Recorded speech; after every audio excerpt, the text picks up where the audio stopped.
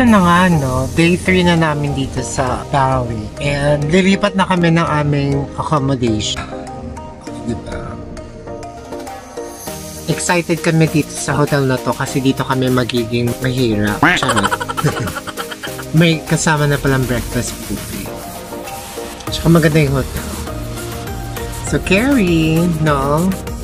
Pero tinan mo na yung outfitan ni Mika. Ay, ayaw na. Nahihiya pa siya ngayon. Siguro mamaya. Pagdating namin, tutour namin kayo sa bago namin hotel na tutuluyan.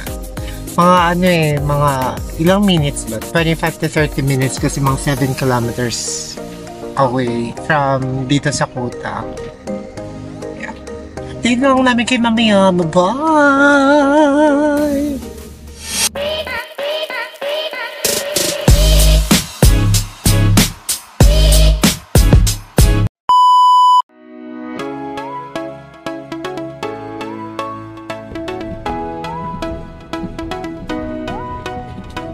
Diba? Ang social ng tollway nila dito. Walang traffic. Sa atin lang nagka-traffic. So ito na, umulan-ulan na. Ito pala yung hotel. Bali Relaxing Spa.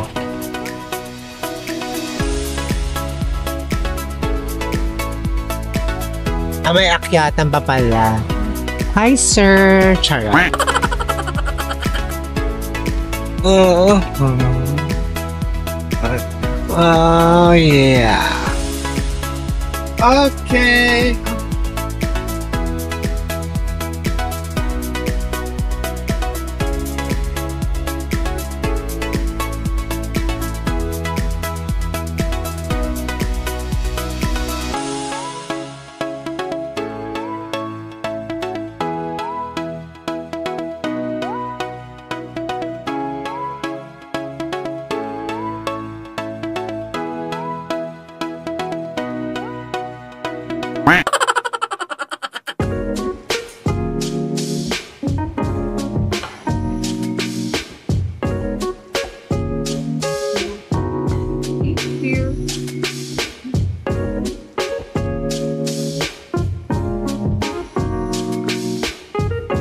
Yes, thank you.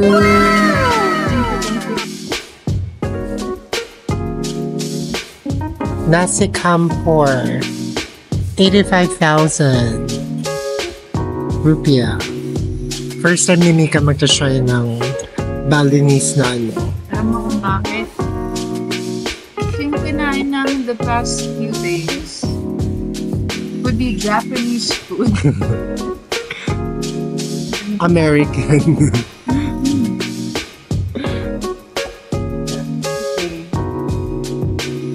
Magbabalinese naman. Ang sarap, no? Oh, ang daming servings, so. Aray. Let's dig in.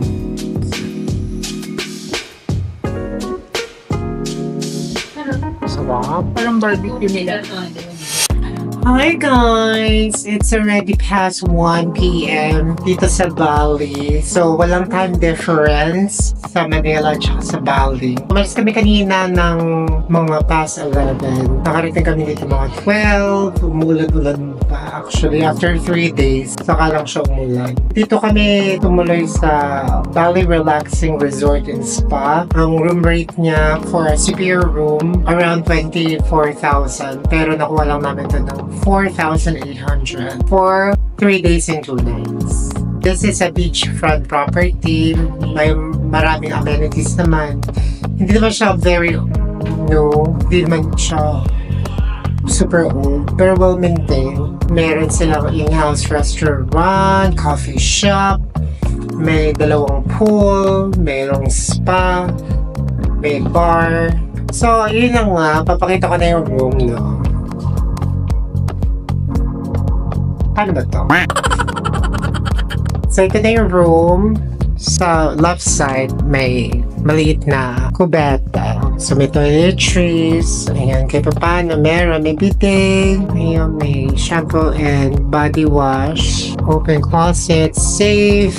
Hair dryer. Mini fridge, kettle, mga cups. Magandang dilag.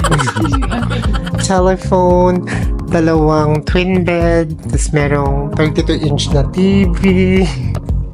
Salamin. At merong window. Walang balcony pero okay na rin to. Kitang-kita namin yung mga lalaki sa labas. Hi guys! Yeah. Nice naman din. Tsaka malambot yung bed. Mas gusto ko yung bed nila dito kasi sa dun sa una. Tsaka isa lang yung ano dun sis. Unan. Syempre yung ulo ko mabigat. Lagi akong lunod. Yun lang! So, mapapahinga muna kami ni sis at mamaya nalarga kami. Kakatapos lang namin palang kumain sa restaurant nila dito. Beware, meron sila mga surcharges at saka mga taxes. Oh no! Okay? Yun lang. See you later. Bye!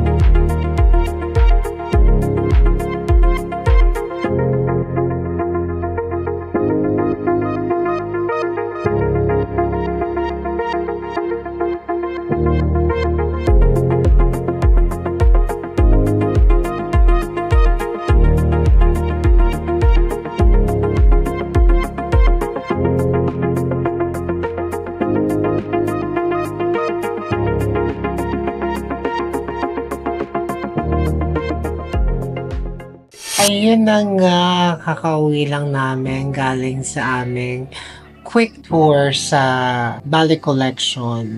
Kasi gusto ko makita ni Mika yung Bali Collection. Very upscale ang location kasi na Nusa Dua. Unlike sa Kuta. Parang nasa northern part kami ng Nusa Dua. Mga 7 minutes or 10 minutes away from sa Bali Collection. But before nun, of course, pagdating namin dito, kumain kami ng lunch namin. Pareho kami ng food na kinain ni Mika. Nag-nasi campur kami kasi nagki-crave nga kami ng something Balinese. Ang daming serving dito ng nasi campur nila, no? Hindi ko inasana ganun karami. Very healthy siya for me kasi may mga gulay, tapos may meat for protein. Hindi na ako masyado nag-juice, pero may welcome juice sila kanina. Parang tamarind iced tea. Masarap naman, pero si Mika kasi hindi niya gusto yung lasa.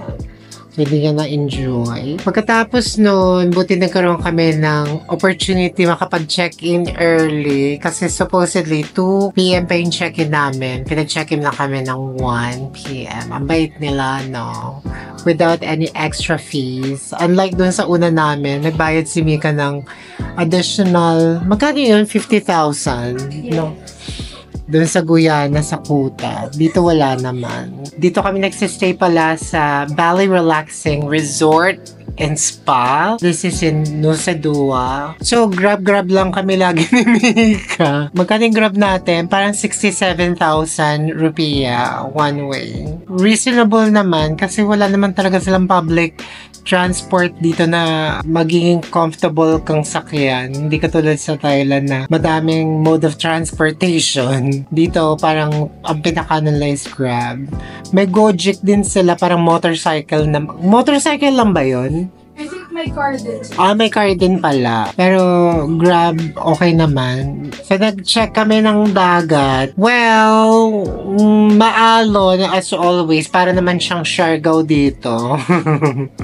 Na-impress ba kami sa dagat? Not really. What? Kasi hindi nga kami surfer. Monsoon season sa kanila, so medyo madaming kalat talaga from nearby areas. Sabi nga nung lalaki sa kuta, ano tawag nito? Anong term na ginamit ng lalaki? Yung sa kuta? Mga primitive. Natawa naman kami sa description ni Kuya. For me lang, hindi talaga best sa akin maligo dito. Parang dagat ng Pattaya. Pero hindi katulad ng Colarn kasi maganda sa Colarn. Probably, siguro pag lasing ako, maliligo ako, sis. Surfer. Kung surfer ka, may enjoy mo as in. Tapos yun nga, pumunta kami ng Ballet Collection. Nag-enjoy kami. Kahit na ang dami naming linakad ni Mika. Kasi 13,000 na steps kami. Yung record namin for the last 3 days. Nagkape kami sa Armata Cafe. Masarap ang mga coffee nila doon. Mga organic coffee sila. So, itong coffee ko na nabili is Blue Mountain. Ang sarap. Ano siya? Strong.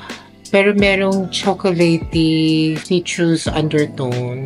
Sarap. Para siyang almost kaparehas ng Cafe Barako. Si Mika gusto niya yung palmy. Masarap din daw yun. May milk na kasama. Kumain kami sa Frangipani. Now, ang tawag nila ay Bali Bistro. Very popular yung na yun, restaurant. Tapos nag-check kami ng mga boutiques, ganun. Before nang pumunta ako dito, parang almost 5 years ago, marami pang mga shops na bukas. Ngayon parang yung pinaka-front, mga stores, wala na. Under renovation na. Pero sa Westgate, mga bukas pa naman. Tapos tumingin kami ng mga surfers, ang dami. Ang saya lang. Tapos yun lang, bumalik na kami dito. Namili kami sa Indamart ng mga kutkutin. For me, bumili ako ng roasted almonds, tsaka may dark chocolate di ako bumili. Apple, tapos coffee ulit. Nescafe. Tapos si Mika, ano ba binili mo, sis? Water, jasmine tea. Jasmine tea, water, Ice cream. ice cream. Para may kukut-kuting kami. Pala, maya-maya, try namin tumambay sa baba. Yes, Mika. Mika! Hello! Showered. Wala naman. Hindi naman kita masyado. Sorry, may secret kasi ako. It's my secret, you know. May sikreto siya malupit. Oo. Ano lang, very internal lang yung sikreto niya. Yun lang mga guys. We'll see you tomorrow. So, malalaman nyo kung anong gagawin namin tomorrow. Kasi kami hindi namin alam yun. Mas na namin malalaman. Oo nga, pag-uusapan pa namin. Chill nga lang kami. Siguro mga next week na lang talaga kami gagana. Right? Sige, yan lang. Good night, guys. See you tomorrow. Riders. Bye.